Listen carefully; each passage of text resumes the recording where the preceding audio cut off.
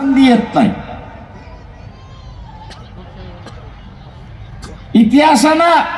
इतिहासामध्ये फार जणांना संधी येत नाही.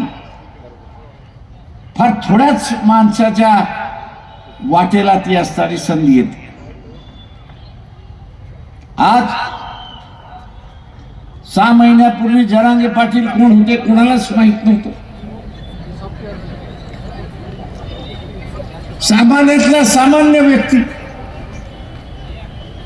पण आज शरद पवारांचा बाप झाला अशी असणारी परिस्थिती.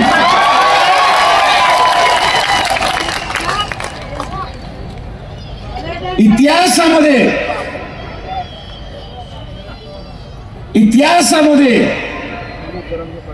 नाव कोरण्याची असणारी संधी त्या ठिकाणी आहे.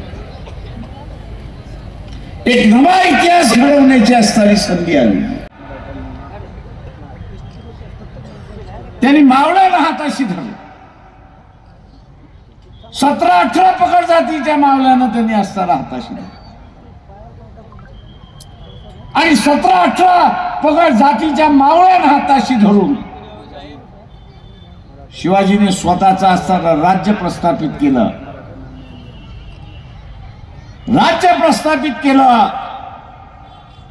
जरांगे पाटील, माझा आपल्याला असणारा सल्ला आहे की मराठा समाजाच्या आरक्षणासाठी हा ओबीसी सुद्धा लढायला तयार आहे, पण त्याची अट तुम्ही असणारा मान्य केली पाहिजे. त्याची अट काय आहे? त्याची अट आहे की माझं ताट माझ्याकडे राहू द्या आणि आपण वेगळं ताट करू की ज्याच्यामध्ये गरीब मराठ्याला आपण असणारं आरक्षण.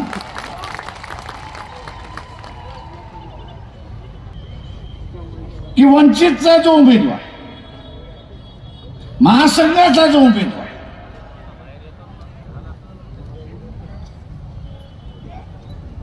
याला आपण मतदान केलं पाहिजे.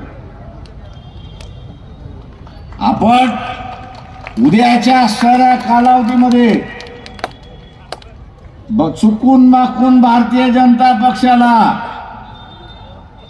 प्रचार काय होणार, अरे तो राहुल गांधी काय आहे, नरेंद्र मोदी फार मोठा आहे. जाता जाता एवढंच आपल्याला विचारतो की तुमच्या कुटुंबातला 63 माणूस तुम्ही प्रमुख करणार का? तुम्ही 63 माणूस कुटुंबाचा प्रमुख करणार का हे सांगा. करणार का? आणि मग देशाचा पंतप्रधान 63 कशाला करताय हेच आवाहन करतो आणि आपल्याला रजा घेतो. जय भीम, जय भारत. एबीपी माझा, उघडा डोळे बघा नीट.